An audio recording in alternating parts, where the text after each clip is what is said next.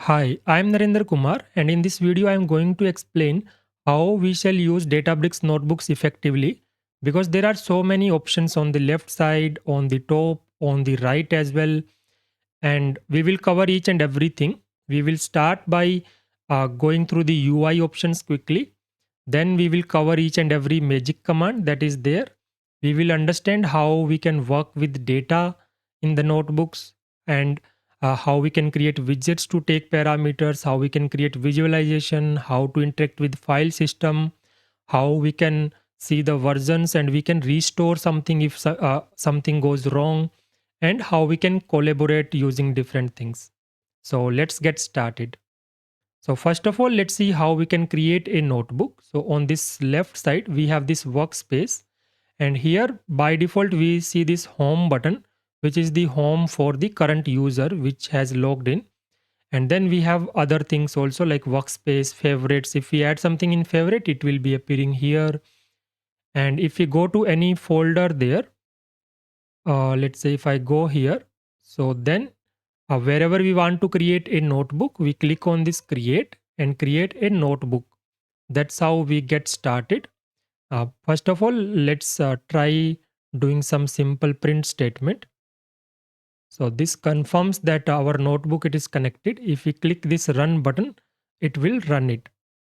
And let me minimize this left side. So currently this has run. That means our notebook it is working.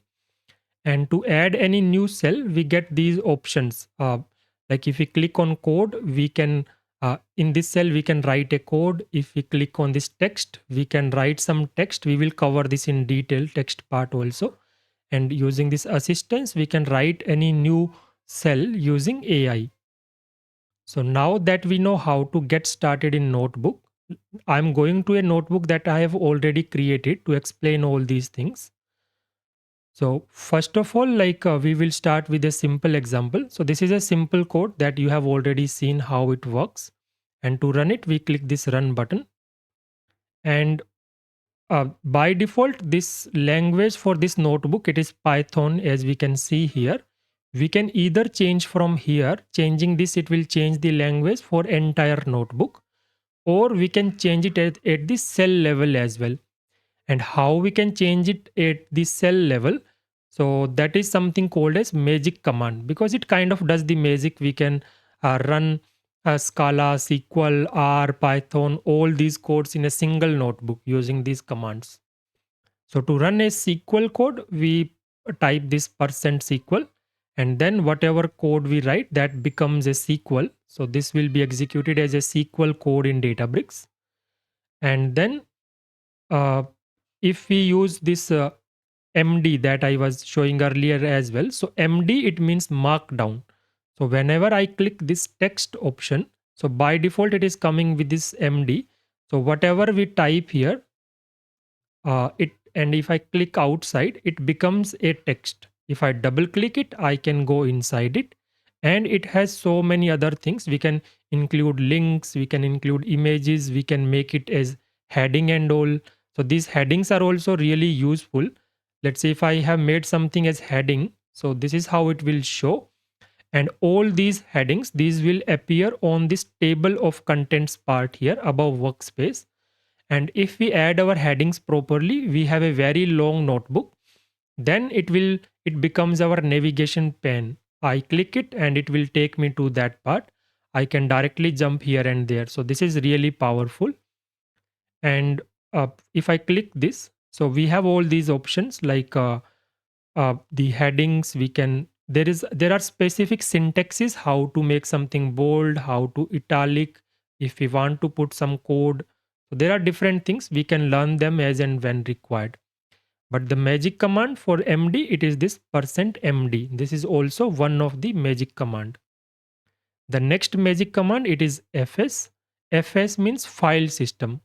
So using this option, we can either list the set of files that are there in a particular folder or volume. Here I'm listing it. So it is showing me the path of the file. I have these two files, their name, size, and modification time. And other than showing, we can also create a directory, delete a directory, check the head of a file, the initial part of the file. These things we can do using this fs. And similar things if we want to do without magic command in Python code. So that's where we have this dbutils.fs. So then here also we get the list and make directory, all these options. dbutils itself, it is a bigger utility. We will create a detailed video on this one itself. And then the next magic command, it is pip. So if you are familiar with Python, you know that using this we can install any package. So if we mention this, we can install any Python package that we want. So here I'm installing this package, and then uh, I'm importing this package, and then I'm using this package. So that's how it is used to install any Python package here. And before we move further, I want to show these options. So using this run cell, it will only run this current cell. And we have this shortcut as well. If I put control enter, still this will work and it will do the same thing. And other than this, we have this debug cell.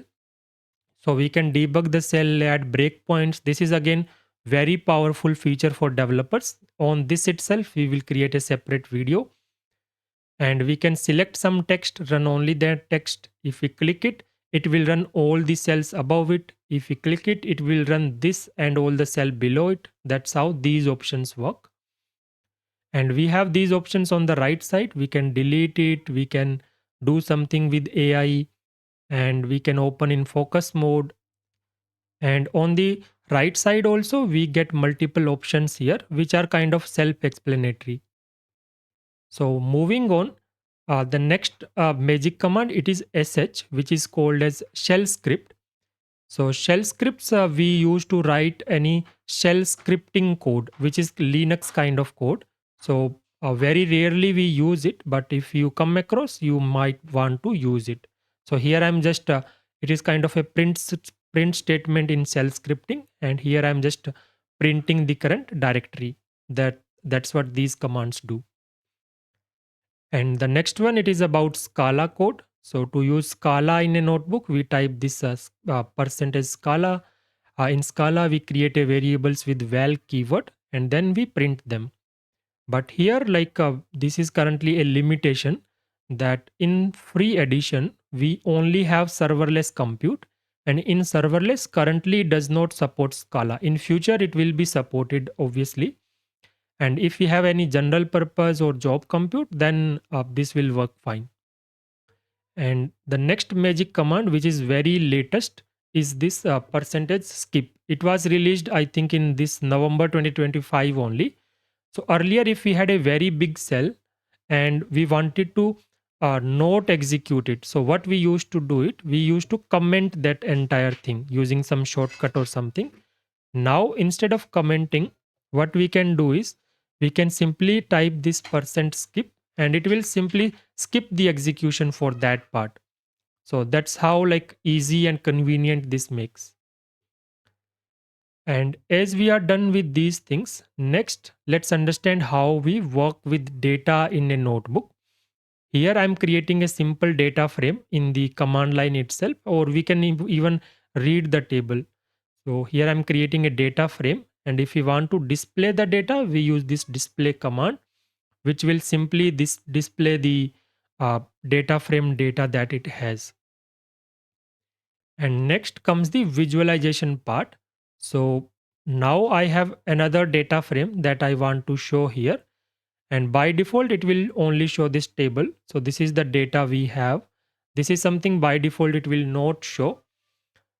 So if this data we want to export, we can click it and it will be downloaded as a CSV file. And if we click it, we can even download it as Excel as well if we want to do that. And if we click on this plus button, that is where this visualization and data profiling comes into picture. Profiling generates some statistics of the data, and visualization, it recommends a visual representation of our data. There are different types of diagrams available, so we can explore and we can use any one that we want.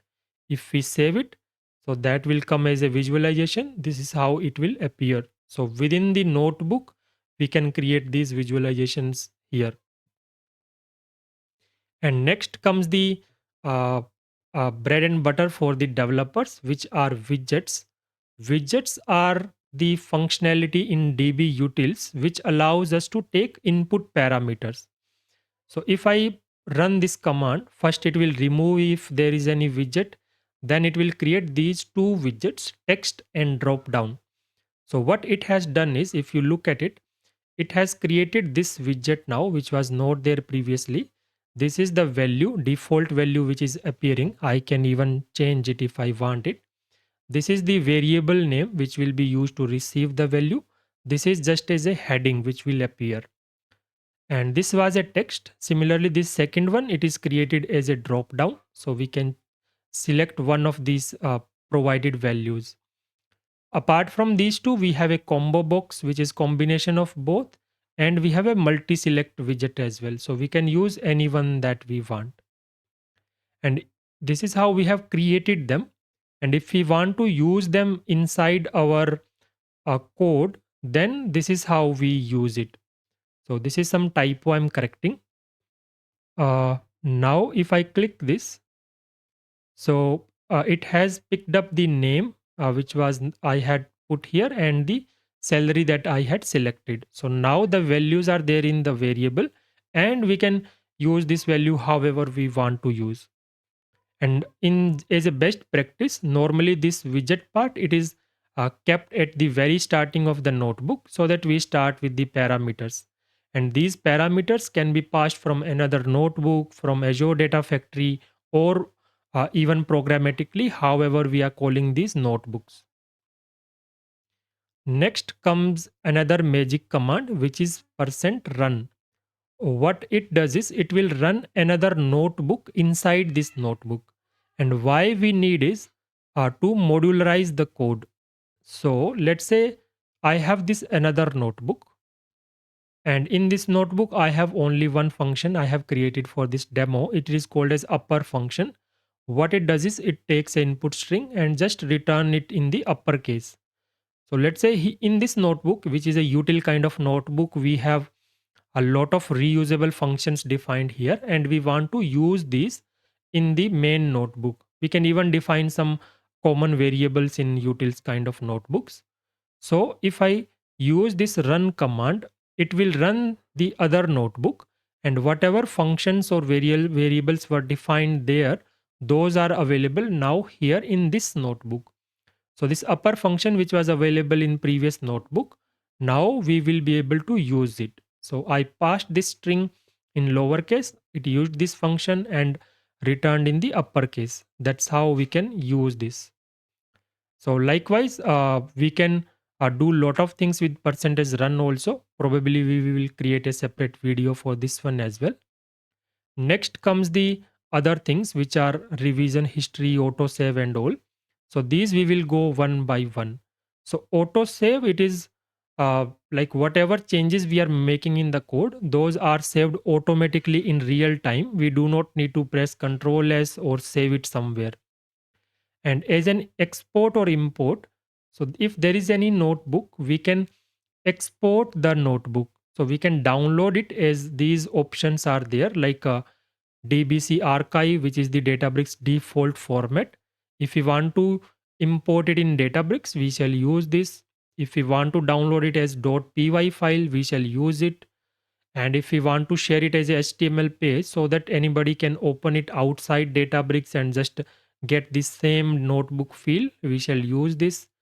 And then we can either download it as IPython, which is a uh, Jupyter notebook format, which can be opened in a notebook format in VS Code kind of software. So we can download it in any format and import it as well, however we want to do it.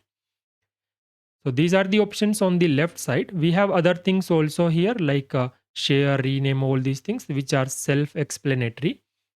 And now I'm closing it. We have all these options here as well. In file, like normally I don't use any option, but there are many, you can check them out. In edit also we have many options. Normally I use this find replace frequently, where we can find any keyword and replace it with another one. And in the view there are many options, but normally I don't use them. These are more of look and feel kind of options. In run, I normally use like whenever we want to clear the output for all the cells. Sometimes I use this, but you can check out other options. Then we have this help as well. And then on this right side, this run all button, it will run all the cells in this notebook. Here we can select the compute. Here we can schedule this notebook if we want, but normally this is never used in our real projects because we create jobs to use the notebooks and then schedule the jobs instead of a notebook. Here we can share it with another person. We put anybody's email ID and then we can give them permission either only to view the notebook or view and run or plus edit also or manage the permissions as well. So these are higher level permission on top of the below one. And now coming on this right side, which is more interesting and lot of people they don't even use these options. So this one it is about comment. So if I click this, we will see any comments which are added. So for example, if I click this button and click on add comment, here I can add any comment that I want. So if multiple people are working or if even if I want to add some comment in a very long code so that I remember something, we can do that. And for review kind of process also, it is very frequently used. So normally I add comments for the developers I work with it and then they check it out, they do those changes and then we review again. So that's how it is very helpful for collaboration. This option it is for ML flow, I don't use it. And this version history, this is again very important feature. So whatever changes we keep doing, all of them are recorded here. So whatever changes we keep doing, it keep recording them. It keep even track of the changes, what all changes were done in that particular release. So for example, between this and the latest one or the previous to this one, these were the changes which were made. And if we want to restore any previous code, so we just click this restore this version and it will be restored in the latest notebook. So this is how we can retrieve anything deleted accidentally, or if we made some change and we felt like I should not have done this, we can get it back from here. And in this next section, we can see all the variables which are created in our notebook during the run. So after executing them, what were their value? So each and every variable we can see it. It is useful for debugging also. And this environment, it is some advanced stuff. Normally we don't use it. This assistance, it is the coding assistant. This is also very powerful. It has these three modes. It can do lot of things. So we will create a separate video for this one. And there are these below options also, which we frequently don't use. So this command palette, we can do some quick commands. Then here we have a terminal and some Python code assistance. So normally these are not needed. So that is all I wanted to explain in this video. I hope you liked it. We will be creating more coming videos where we will explain some of the things in more detail. So if you liked the content, please put a like and comment on this video. If you have a doubt, then also put a comment. I will reply it. That's all for now. Thank you. Bye bye. Happy learning.